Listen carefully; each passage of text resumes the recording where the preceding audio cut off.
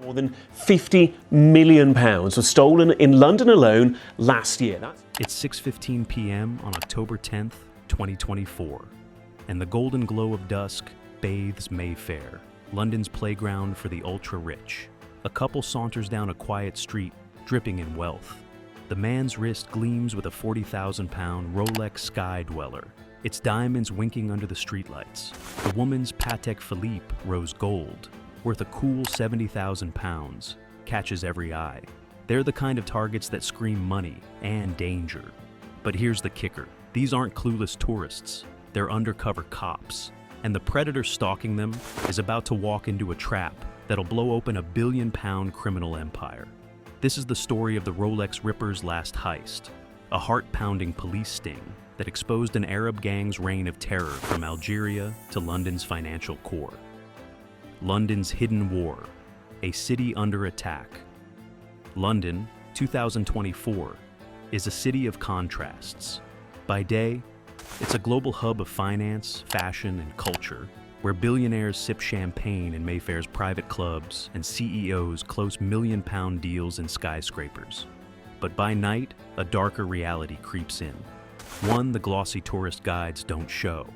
Over the past 7 years, watch thefts across England and Wales have exploded, nearly doubling to 11,000 a year.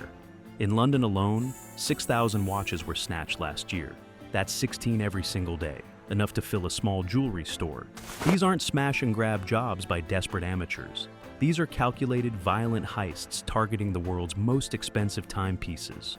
A Richard Mille worth 300,000 pounds, a Rolex Daytona fetching 100,000 pounds, or a Patek Philippe that could buy a house at 500,000 pounds.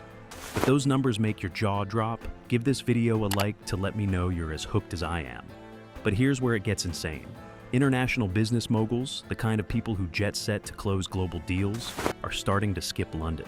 Not because of Brexit or bombs, but because they're scared stiff of having their watches torn off their wrists in broad daylight. Picture this. You're strolling through Mayfair, your 50,000-pound Audemars Piguet catching the sun, when a thief strikes, fast, brutal, and gone before you can scream. It's a nightmare that's hit London's elite like a sledgehammer, turning posh neighborhoods into hunting grounds. This isn't just about stolen watches, it's about stolen safety. Victims are left shaken, some too scared to wear their prized timepieces or walk streets they have known forever. One CEO told police he now hides his 80,000-pound watch under his cuff, glancing over his shoulder in Knightsbridge. Another, a Mayfair regular, said she sold her 120,000-pound watch after a near-miss robbery left her traumatized. The economic fallout is just as brutal. London's losing millions as wealthy visitors steer clear, and businesses, from luxury boutiques to five-star hotels, are feeling the pinch. The city's reputation as a safe haven for the elite is crumbling, and the stakes couldn't be higher. The Rolex Rippers, a criminal empire unveiled. So who's behind this chaos? Meet the Rolex Rippers, an international crime syndicate that's turned luxury theft into a billion-pound art form. This isn't a ragtag crew of pickpockets. It's a highly organized network with roots in Algeria, tentacles through France, and a chokehold on London's richest districts. They don't just steal, they strategize. These guys are pros, studying their craft like scholars. They scour the internet for details on luxury watches, learning the difference between a 20,000-pound Rolex Submariner and a 300,000-pound Richard Mille RM 11-03. They stake out prime spots, Mayfair's Berkeley Square, Knightsbridge's Harrods, Soho's buzzing streets where wealth is on parade. And they strike with surgical precision, using violence, speed, and intimidation to vanish before anyone can react. Detective Sergeant Andy Swindles, head of the Metropolitan Police's luxury theft unit, calls it stealing to order. These thieves aren't grabbing random watches. They're filling specific requests from black market buyers. A rare Patek Philippe Nautilus, a limited edition Audemars Piguet Royal Oak. They know exactly what they're after and who's paying top dollar.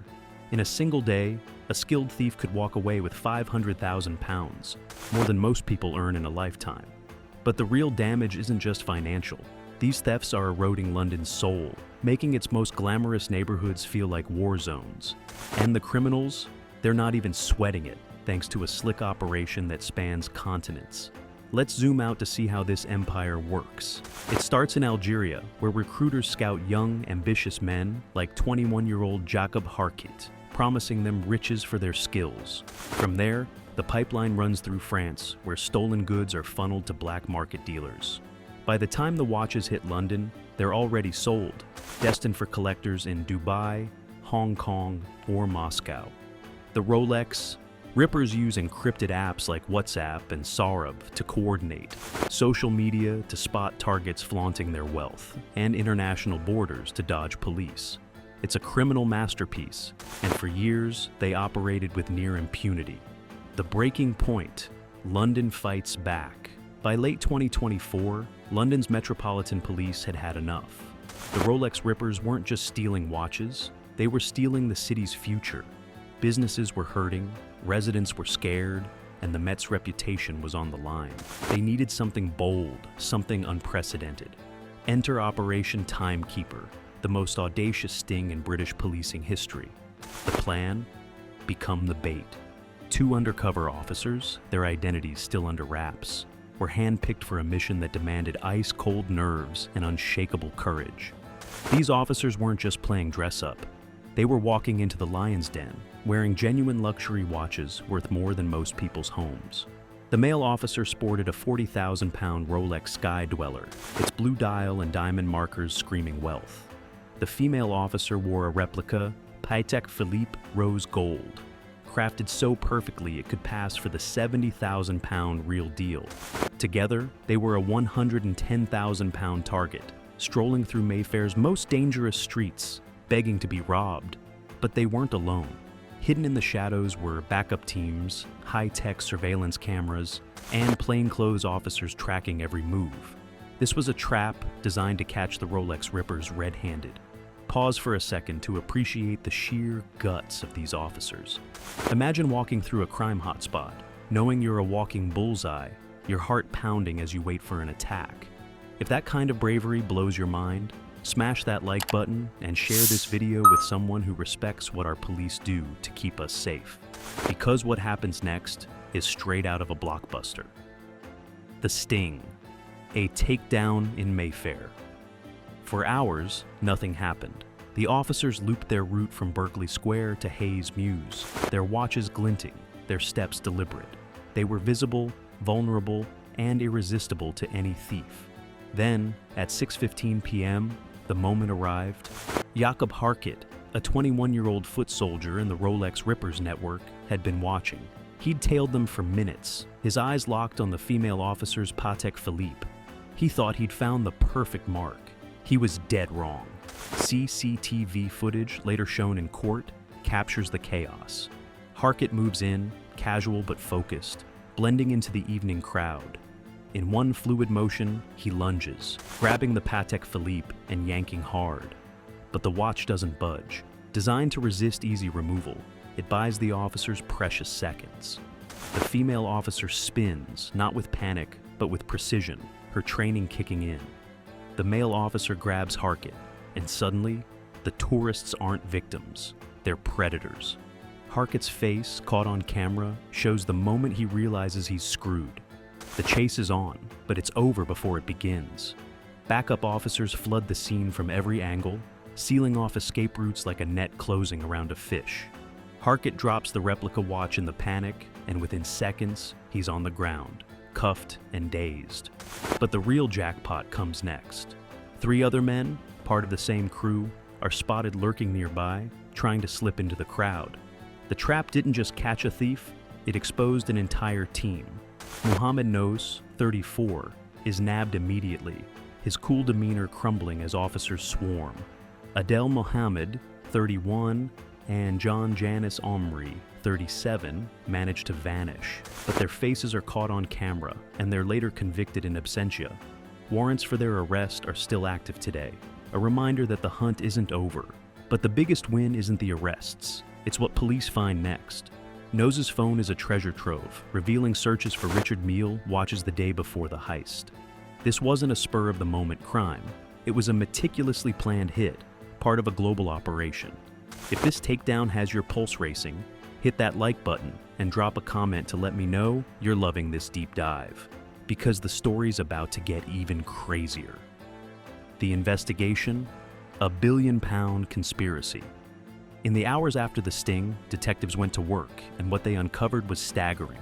The Rolex Rippers weren't a local gang. They were a cog in a billion-pound criminal machine. Through cooperation with French authorities, police traced the network's roots to Algeria, where young men like Harkit were recruited with promises of easy money. The operation ran like a corporation. Recruiters in North Africa, logistics in France, and execution teams in London, all linked by encrypted communications and black market buyers. Stolen watches were smuggled out of the UK within hours, sold to collectors in Asia, the Middle East, or Eastern Europe. The evidence was damning. Nose's phone showed he'd studied Richard Miles' RM67-01, a watch worth £200,000, just 24 hours before the heist. CCTV footage from weeks earlier placed the same crew in Knightsbridge, scoping out targets near Harrods. Investigators estimated the network was behind millions in thefts across Europe, with London as their primary target. Why? Because nowhere else offered such a dense concentration of wealth. Mayfair alone sees billions in luxury goods on display daily, from watches to handbags to supercars. It's a thief's paradise, and the Rolex Rippers milked it dry. The human toll was heartbreaking. Victims shared stories of fear and loss. One woman, a 45-year-old banker, described being pinned against a wall in Soho, her £60,000 watch taken in seconds. She hasn't worn jewelry since, haunted by the memory. A retired businessman in Mayfair sold his £150,000 collection, too scared to walk his own neighborhood. The economic impact was just as brutal. London's losing millions as wealthy visitors avoid the city, and businesses face skyrocketing security costs. The Rolex Rippers weren't just stealing watches, they were stealing trust. The trial: justice strikes back. Months later, the trial at Southwark Crown Court gripped the nation. Jakob Harkit, perhaps seeing the mountain of evidence, CCTV from 6 angles, witness statements, and his own dropped loot, pleaded guilty to robbery, earning a reduced sentence of 2 years. Mohammed Nose, cocky to the end, claimed he was just in the area. The jury saw through it. His phone data, surveillance footage, and team's coordinated movements painted a clear picture. He was slapped with 3 years, a combined 5 years for the duo. Adel Mohammed and Janice Amri, who slipped the net, were convicted in absentia, and police are still hunting them. Recorder Jacqueline Al-Ghazi KC didn't mince words. She called the operation highly organized, driven by greed, not need, and a direct attack on London's core. The convictions were a win, but the judge's words hit harder. This was about sending a message. The Met wasn't playing defense anymore. They were fighting back. The sting gave police a blueprint to dismantle the network, from Algerian recruiters to London street teams. But the war's far from over. Why Mayfair, a thief's playground? So why's Mayfair Europe's watch robbery capital? It's the perfect storm. Obscene wealth, dense crowds, and easy escapes. Billionaires and celebrities flaunt watches worth more than houses. £300,000 Richard Miles, £100,000 Rolexes, £500,000 Patek Philippe's. Social media is a goldmine for thieves, with Instagram posts screaming, "Rob me." Mayfair's streets, lined with private clubs and luxury boutiques, are a 24/7 buffet for the Rolex Rippers. Add in nearby tube stations and crowded sidewalks, and it's a thief's dream, but the tide's turning. The Met's sting showed they're not messing around. Undercover ops, international partnerships, and high-tech surveillance are rewriting the rules. Yet the Rolex Rippers are still out there, adapting with new tech and tactics. London's wealth makes it a magnet for crime, and the display of riches fuels the fire. Solving this means rethinking how wealth's shown off, or doubling down on security. The bigger picture: a new kind of crime. This isn't just a heist story, it's a warning. The Rolex Rippers are a new breed of criminal, global, tech-savvy, and ruthless. They use Instagram to scout, encrypted apps to plan, and borders to disappear. The Mayfair sting was a victory, but it exposed a chilling reality. This network's just the start. Modern crimes evolving faster than law enforcement, exploiting gaps in international cooperation and tech advancements. London's on the front lines, and the stakes are sky high. The fallout's real. London's economy thrives on its global hub status, but these thefts are scaring off the elite. Security costs are bleeding businesses dry, and residents live in fear. Yet, there's hope. The Met's bold tactics, undercover traps, cross-border teamwork, prove they can adapt. The question is whether they can keep pace with criminals who never stop evolving. If this story's got you on edge, share it with someone who needs to know what's really going down in London. Only 12% of you make it this far. So if you're still here, you're one of the real ones. Let's get the truth out there. The legacy. Heroes in disguise. What's the takeaway from the day the Rolex Rippers targeted undercover cops? First, London's under siege by a billion-pound crime industry. Second, luxury theft's about more than money. It's about fear and power. Third, fighting back takes guts, smarts, and global teamwork. Those two officers strutting through Mayfair with 110,000 pounds in watches weren't just bait, they were warriors. Their bravery cracked open a criminal empire and gave police a fighting shot. Jacob Harkett and Mohammed Nos thought they were robbing tourists. Instead, they handed the Met its biggest win against luxury theft. The Rolex Rippers are still out there, but now the game's changed. Criminals know their next mark might be packing a badge. This is London's new fight, a war between its protectors and a global network that won't quit.